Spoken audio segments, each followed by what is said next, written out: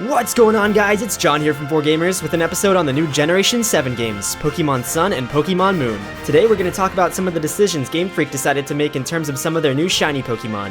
Many of them are amazing and I fell in love with them instantly, however, many of them are not. Which is why today we're going to count down the top 10 most disappointing shinies in Pokemon Sun and Pokemon Moon. Let's get started! To start off, we need to quickly talk about what a shiny Pokemon is. A shiny Pokemon is simply an extremely rare color variant that sparkles or shines when it is sent out into battle. Some may look extremely different than their regular counterparts, while others may only receive minor changes such as a slight tweak in their color palette. They were introduced back in Generation 2 in Pokemon Gold and Silver, and have been beloved and sought after by fans ever since. In Generation 6 and now 7, the odds of finding a shiny have been halved from their original 1 in 8,192 to 1 in 4,096. This means every time you encounter a wild Pokemon, you have a roughly 1 in 4,000 chance of it being shiny.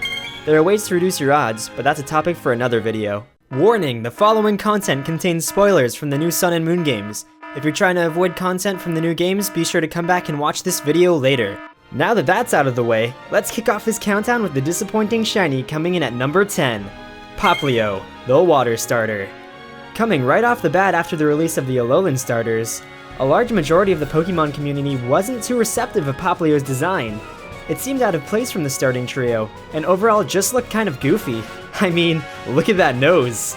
After the starters had been out for a bit, and I started to see groups like the Popplio Protection Squad popping up, I kinda felt bad for the little guy. I mean, sure his design was different, but I thought maybe Game Freak would give him a kick-butt shiny to make up for it, right? Wrong. Popplio barely looks different from its original form, and when it evolves into Brionne and Primarina, it's still lackluster to say the least. I'm usually one to go after all the starters shiny, but I think I'll put Popplio on the back burner until the Popplio Protection Squad comes after me. Coming in at number 9 and filling the shoes of Zigzagoon and Bidoof is the new normal type Pokemon, Young Goose. When I first saw this new Pokemon, I thought it bore a striking resemblance to a certain president-elect, and then I saw its evolution, Gumshoes, and my goodness, how did Game Freak know Donald Trump was gonna be the— Anyway, Young Goose made the number 9 slot because of its ridiculous hairstyle it gains when it becomes a shiny. Like, who thought this was a good idea? Please tell me! Swooping in at number 8 is the fan-favorite flying type, Pinkie Pact. Oh Pinkie Pact, you had such an awesome Pokemon design. Why couldn't Game Freak have changed more of your sprite for your shiny form? Unfortunately, it seems that a lot of the new Lowland Pokemon suffer from this minimalistic change in their shiny forms, and this is quite frankly, an issue that has never occurred before in Pokemon history. KangaskId18 made a great video explaining why a lot of the Alolan shinies feel, well, off.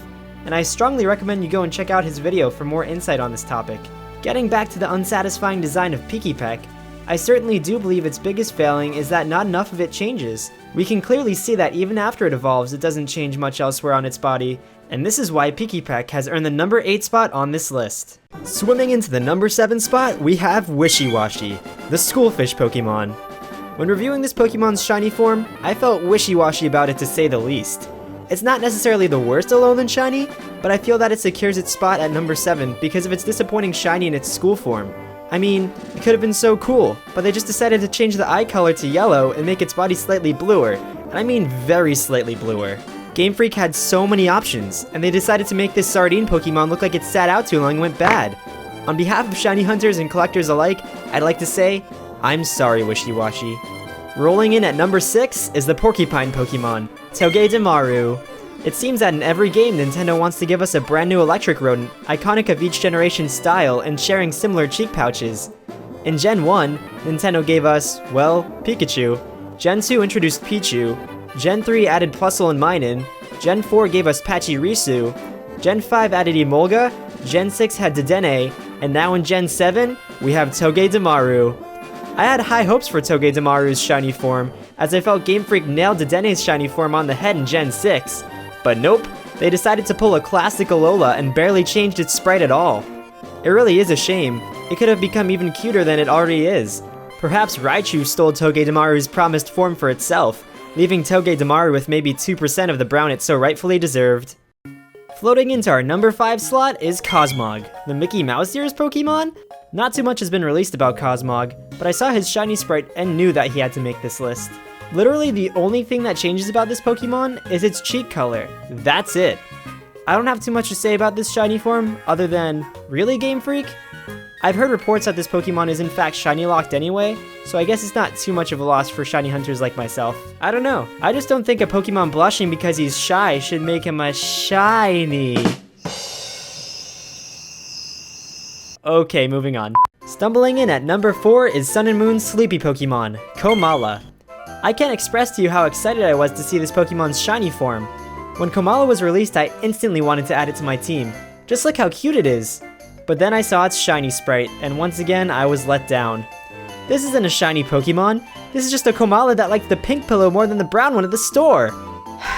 Just because a Kamala is a little edgier than the regular Kamala shouldn't make it a shiny Pokemon. Juggling the position of number 3 is a Lowland Marowak.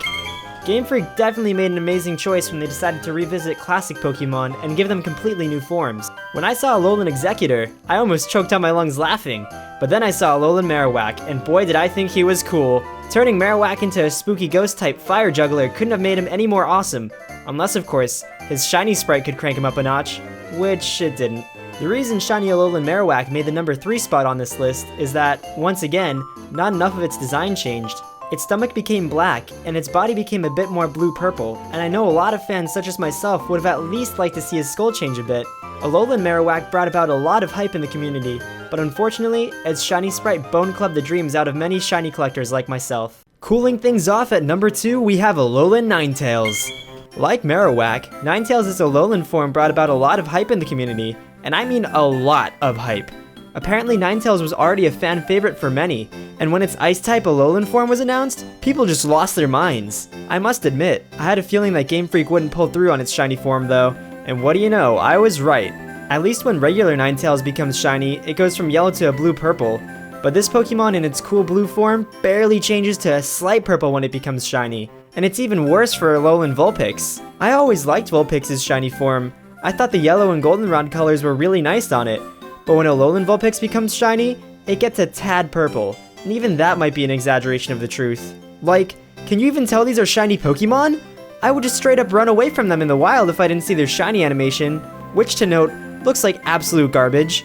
Shinies used to have an amazing shimmer of sparkles fly around them when they were sent out, but now in Gen 7, it looks like someone stamped a star on top of them and moved on. Call me old-fashioned, but I like the old shiny animation, and Kanto's shiny Ninetails way better. And now, oozing in at the number 1 spot, we have Alolan Muck. Alolan Muck has earned the number 1 spot on this list because although its design looks cool with the green base coat and Technicolor layers of sludge dripping off of him, when it becomes shiny, it literally turns back into its regular Kanto color. Who wants a shiny that wouldn't be recognized as one in a different region? Sure, it still retains its Technicolor layers of sludge, but when a player finally captures something as rare as a shiny Pokemon, it better look nothing like its regular form. Taking a quick look at its pre-evolution Grimer, we see that it does the same exact thing. All I know is, I hope my first shiny in Sun and Moon isn't Alolan Muck. Thanks for joining me in this countdown of the top 10 most disappointing shinies in Pokemon Sun and Pokemon Moon. This video took a lot of time and work to create, so if you would consider subscribing and sharing this with a friend, that would help out a lot. Well, that's it for this video. Thank you all so much for watching. Until next time, I'm John from 4Gamers, signing off.